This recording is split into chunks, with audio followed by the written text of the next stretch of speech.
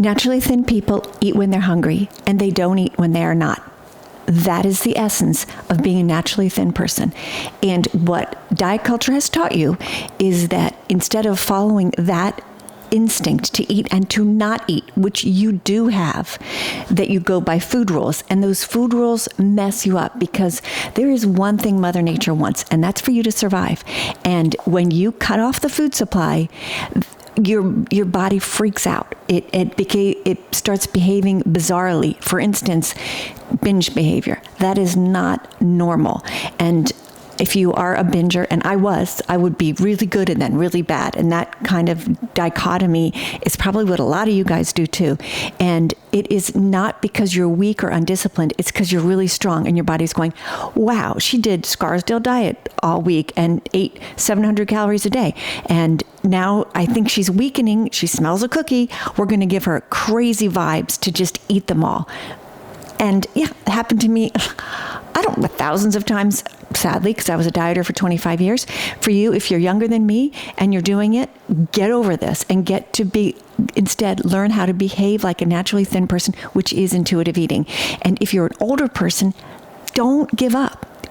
Engage in this process of relearning these drives, because it will improve your life.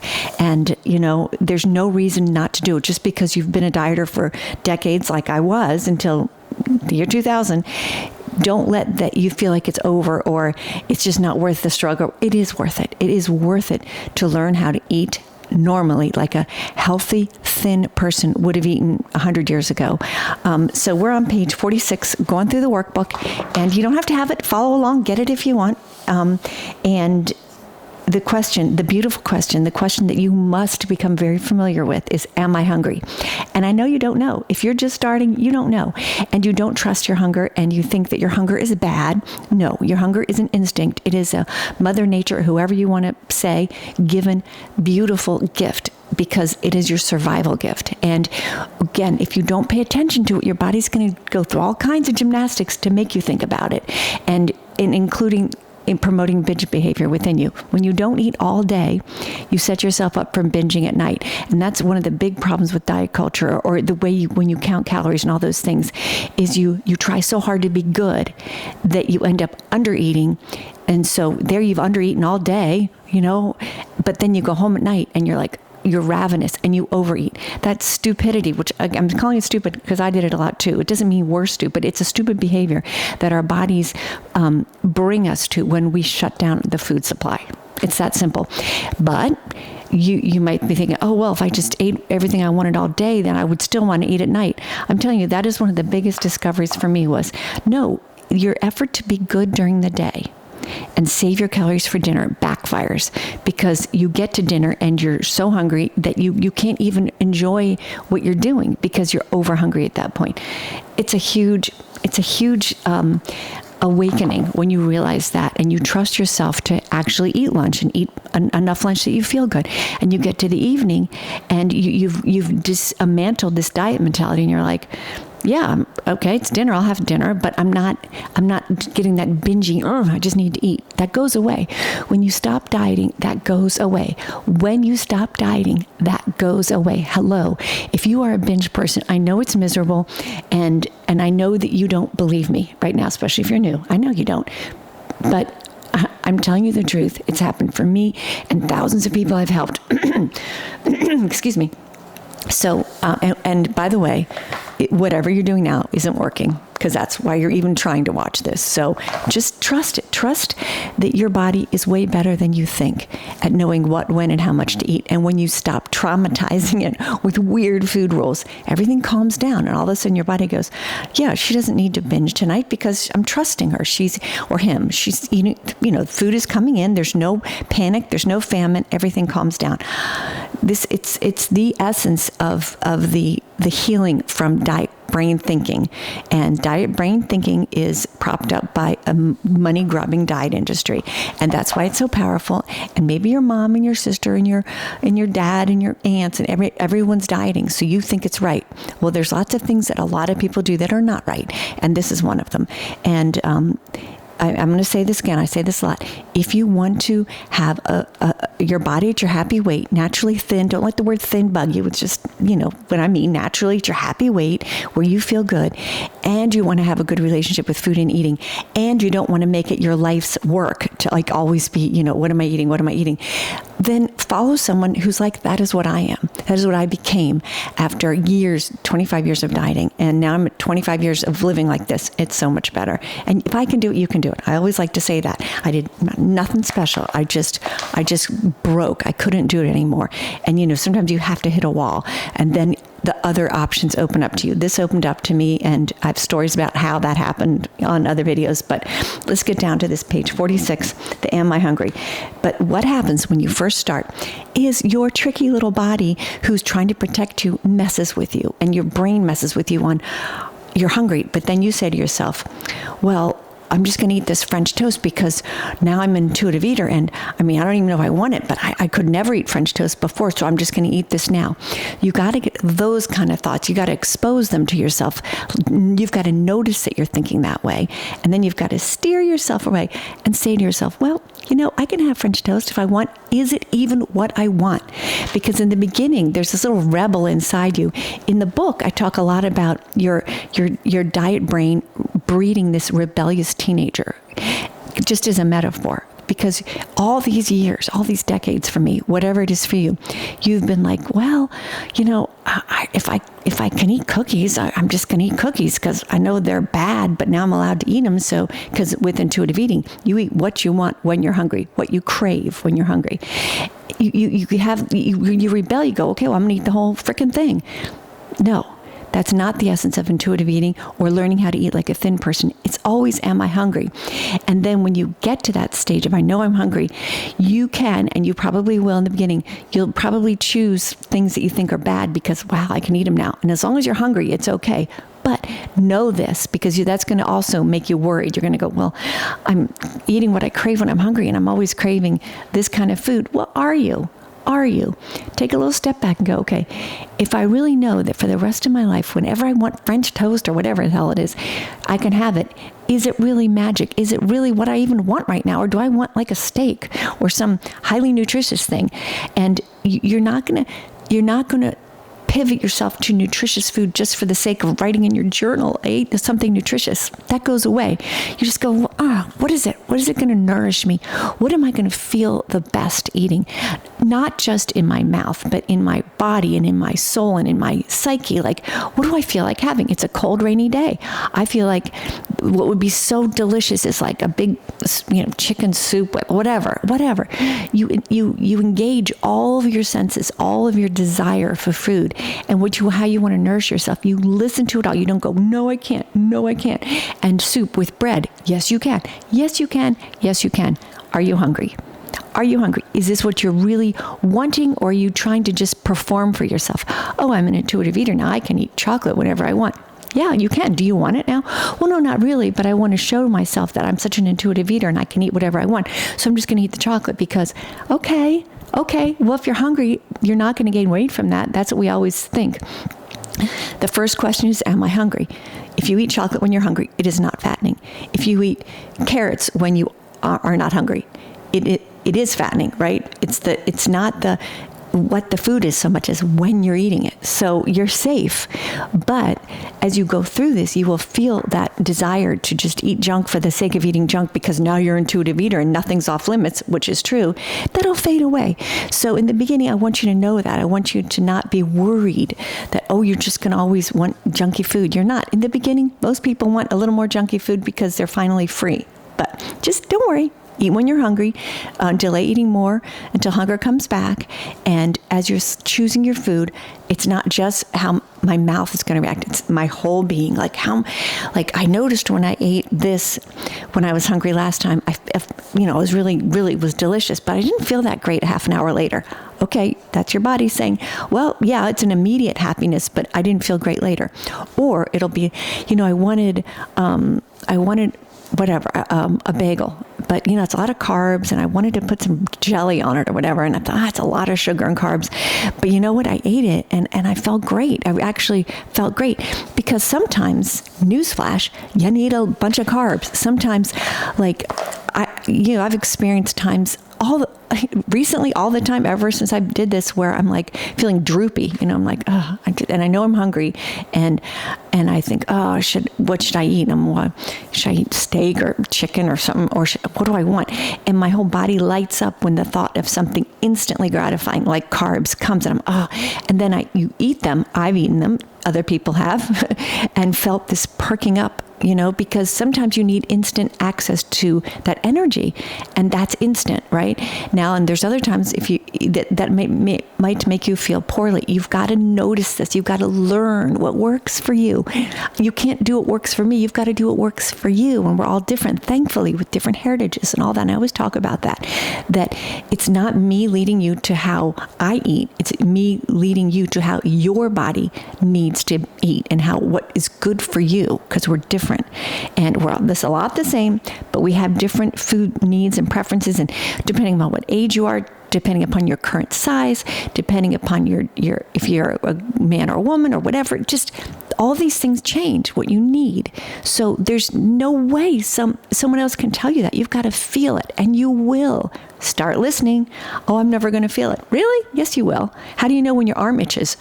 Well, suppose someone was had lost touch with that. Well, I don't know when my arm itches. What does it feel? Well, then you would think that is so silly.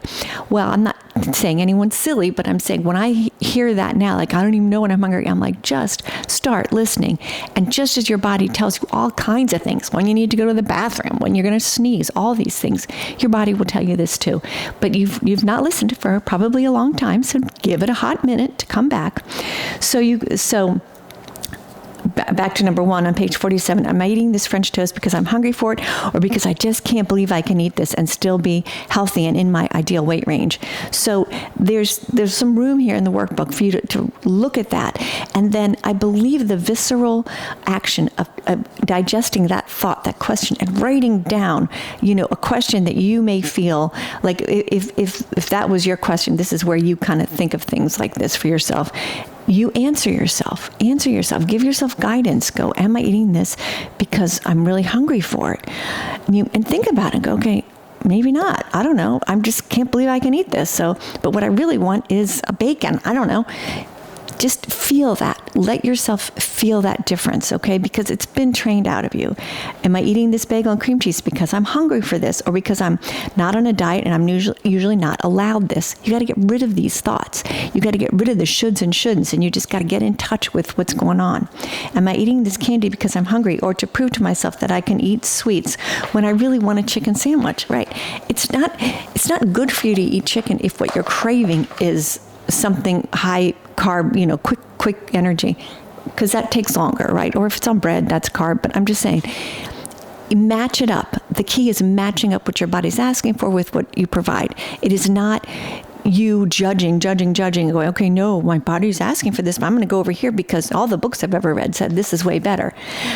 I do end up, casually kind of watching podcasts from people who promote all these different kinds of ways to eat. And they're just spending way too much time and energy and money probably on what's the best thing to eat? What's the best? So how can I just, eat perfectly? Okay, well, if you want to live your life like that, or you can get in touch with the wisdom that you have. And I always say this, the wisdom that we have in our bodies is so underrated and so perfect and so right just for you. So get on that. Don't keep putting your power and your trust in other people who give you little food rules, or, because first of all, the food rules change all the time. And you may think you've landed at this time. Oh no, but they know now. This is what it is. Okay. Well, I've seen that cycle go many, many a times. I mean, just as emphatic as people are now about, I don't know, like intermittent fasting or something, or just food windows or whatever the heck it is, in 10 years, people will look back on this and say how silly that was. As a matter of fact, I saw some guy, and I meant to save the video, talking about how silly it is to cut. And I've talked about this a lot before, because it is obviously silly. You don't eat all that time, and you autophagy, when your cells regenerate. Okay, fine. But that may be a positive part of it. That's when your body regenerates because it doesn't have any food and all that. Okay. But it also harms you in the sense that you don't eat for a long time, maybe 20 hours or whatever, and then you eat and you overeat. And that cycle teaches you the feeling of overeating, that's what you want, because you stuff down more food because you know you can't eat again for this X amount of time. It just sets you up for, if there is some advantage to that with autophagy or whatever, I just don't think it's balanced out by what it does to you day to day. That creates this lack of scarcity mentality, and that changes how you behave around food and eating. And I don't think it's worth it. And I don't know a lot of people who've lost weight doing that, because you don't eat, and then so your metabolism probably crashes a little bit, even though it's not that long. I mean, I have experienced that myself, because years ago I tried all this stuff, and I never lost any weight doing that. What I did was be hungry all day and kind of sad, and then got to this food eating window, and then and this wasn't recent. All this stuff, none of this is new. None of these little gimmicky things are new. So even if you have all this faith in how whatever doctor, I'm not a doctor, I'm just saying all this, if you have faith in some doctor who's telling you to do X, Y, and Z, first of all, are they doing it? Or do they have a great relationship with food and eating? Are they living the life around food and at their happy weight like you want to live? Okay, that's pretty rare. Because a lot of times, people who propose all these rules, live in a really strict life, and maybe they're not even at their happy weight, and you've seen doctors telling you how to eat, and they're not where you want to be, and you're like, okay, why am I listening to this person when they're not manifesting this life that I want? I'm telling you to listen to me, because I've lived this and I've been where you are, and I know what a diet brain does to you, and you don't have to live that way for the rest of your life. You just don't. Get out. Am I eating this big breakfast now because I'm hungry, or because I'm worried that I will be hungry this afternoon if I don't eat? That's, leaving the moment and going. And we all like to make deals when we're dieters. Well, I'm going to eat this because it looks really good and I'm at this party, but later on tomorrow, I'm going to get up early. I'm going to work. I'm going to run 5 miles. Oh, how many times did I say that? But you don't end up doing it. Or if you do, it's quite the price to pay for something that you're not even hungry for. But when you're a dieter, your brain lights up at the thought of food, because you're always restricting, and you're never normal. You're never not dieting. You're always dieting or in between diets, so that you're never just you out there living your life, eating food appropriately. That goes away. It went away from me for 25 years, and I regret that. And I don't want you out there doing it. It's so stupid. It doesn't work, and it makes you sad. So am I eating dry tuna now because I'm hungry for dry tuna, and I'm worried that mayonnaise has too much fat, even though I really like it? Oh gosh, those were days when I would take a can of tuna fish and dump it out without any yummy things. So maybe some lemon juice and maybe some pepper, because salt's bad. And, I would, and what would have been so much smarter, and what I do now, is if I want tuna fish, throw in the nice mayonnaise. You try to get nice ingredients. I don't get the cruddy stuff. Try to get stuff that's prepared well by companies, not a bunch of additives and all that. So, you do pay attention to that, because it's delicious that way, and you care about yourself and your body. But you don't say, oh, well, this is too much fat. No, you go, oh my God, this is going to be so good. And so instead of eating like maybe a whole can of tuna fish, which I know it's like 220 calories. I pretty much know them all, because they were ingrained. But I don't even think about that now. I'm just sharing that with you, that I used to think that way.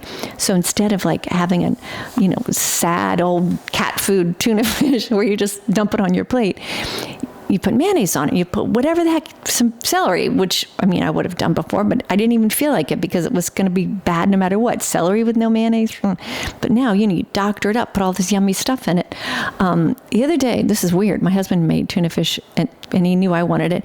And he goes, can you taste what was in that? And I'm like, no. And he put bacon in it. Now, I know that's weird, but it was really good. But I'm just saying, you don't, like when I was a diet, I would have been like, what was in this? Bacon? Oh, I can't eat that. No, it was good.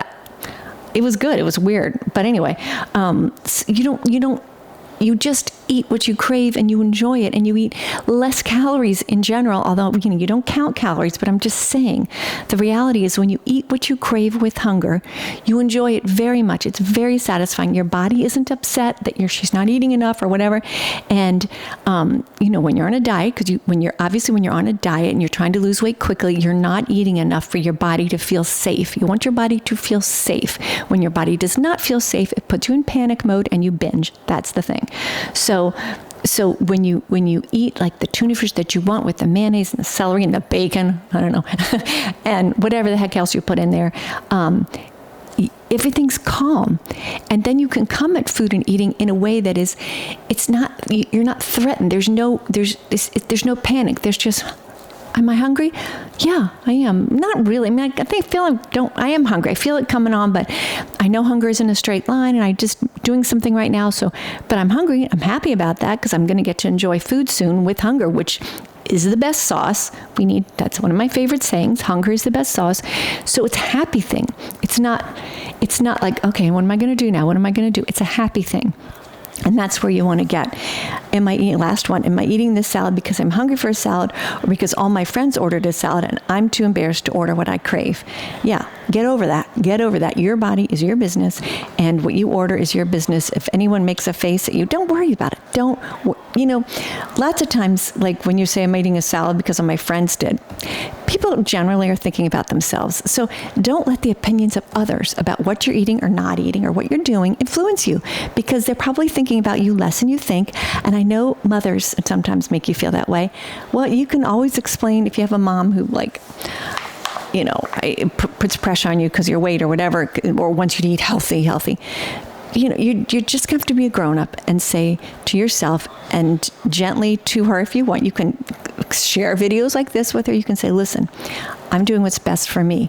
And generally moms want you to be happy. So, this is good for me. This makes me feel good, and do what is best for you. And I'm not dissing moms. I'm a mom. I'm just saying people get, that's a tough one. I know my mother did it to me. Like, it makes you feel bad. And that sets up a whole nother little rebellion, which we won't talk about today. But just remember, we're on page 49, all these questions are designed to help you check in with the real motivation of what and why you are eating. We can be very tricky, us soon-to-be ex-dieters. We can talk ourselves into eating or not eating for all kinds of silly reasons. Just keep remembering, there's only one reason to eat. It's hunger. That is the only reason that eating is appropriate for you. Only reason. What should you eat? What you crave.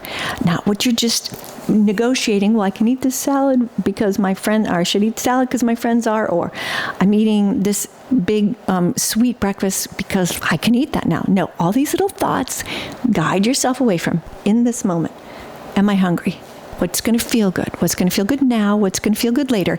And you won't be great at this at first, and that's okay. You will get better and better at this as life goes on, as you do this one eating opportunity at a time, I call it, because it's not really meals, because sometimes you're hungry in between meals or whatever, and that's fine. But your life will work very well with this. And people have said, but I've got, family I create food for or make food for and all that. I did too. You can do it. You can do it. Just keep the thought in your head that all that matters is I'm hungry when I eat. That's all that matters. And one of the very best gifts you'll ever give your people around you is eating like this, because they'll catch on, hopefully, and they'll understand that you're not showing them diet behavior, and you're not validating diet behavior as a happy way of life. You're going the opposite way, which is a true gift. It's a true gift. So eventually your healthy, thin mentality will be strong, and deciding what to eat will not be a source of stress. It'll be happy. Right now, as you're learning, it's stressful, I know, but keep making progress. Keep connecting to your voice. This rhythm will eventually become easy. You will stop worrying about it. Your body will be your friend again, and food will be a pleasure. It won't be a source of angst anymore. I promise. When I look back on my life before the year 2000 as a dieter, and now it's just, I feel happy that, I half my life, I guess, was dieting. So at this point, I wish it was never that. I wish I'd never had a diet brain, but you can get rid of it. you can get rid of yours, and you will just be very, very pleased, and you'll feel smart. And I'm not saying that in a you'll be smart. It's not that. It's just that use this information. Think about it. Does it make any sense at all that so many people struggle with food and eating? No. And when something doesn't make sense, what do? We follow the money. And this industry was built on bilking us, like taking our beautiful instinct to eat and not eat, and screwing it up with all these rules that, that make people money. Don't do it. Don't do it. Eventually, the rhythm will become natural. You're new at this, so even if you tried to make this change before, and you are using this workbook to give it another try, remember you are still new at this, and it will come. But give yourself time, okay? So please come back soon. Please subscribe. That helps a lot, if to let other people have our message. And you can do this, and you'll be glad. You'll be very, very glad you did this. Come back soon. Please leave a comment. That helps as well to get our little message out. And I hope you have a great day.